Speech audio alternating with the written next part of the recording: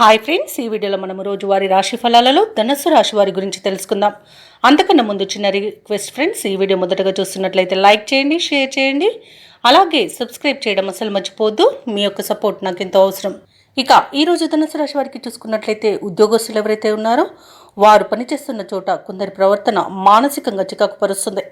దూర ప్రయాణాలు ఎవరైతే చేస్తున్నారో వాటిని వాయిదా వేస్తారు, ఎందుకంటే అడుగడుగున ఆటంకాలే కనిపిస్తున్నవి.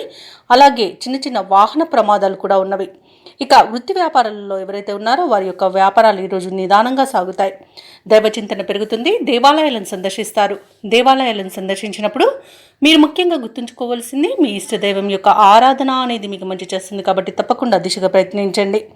ఇక ఈరోజు చేపట్టిన పనులలో శ్రమ మరింత పెరుగుతుంది. ముఖ్యమైన కార్యక్రమాలన్నీ కూడా వాయిదా వేస్తారు.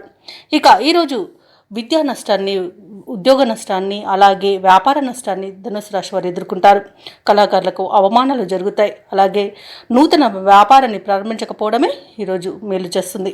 అలాగే భాగస్వాములతో ఎవరైతే వ్యాపారస్తులు ఉన్నారో వారు కాస్త జాగ్రత్తగా ఉండాల్సి ఉంటుంది, ఎందుకంటే భాగస్వాముల మధ్య విభేదాలు కలిగే అవకాశం కనిపిస్తుంది. భార్యాభర్తల మధ్య మనస్పర్ధలు అనేవి ఏర్పడతాయి. కొత్త వ్యక్తుల పరిచయం వల్ల భార్యాభర్తలు విడిపోయే అవకాశం అధికంగా కనిపిస్తున్నందున మూడో వ్యక్తి జోక్యాన్ని అనుమతించవద్దు. సినీ రంగంలో నష్టాలను ఎదుర్కొంటారు. రాజకీయ నాయకులు అవమానాలను ఎదుర్కొంటారు. అలాగే ఈరోజు షేర్ మార్కెట్లలో పెట్టుబడులు పెట్టకూడదు.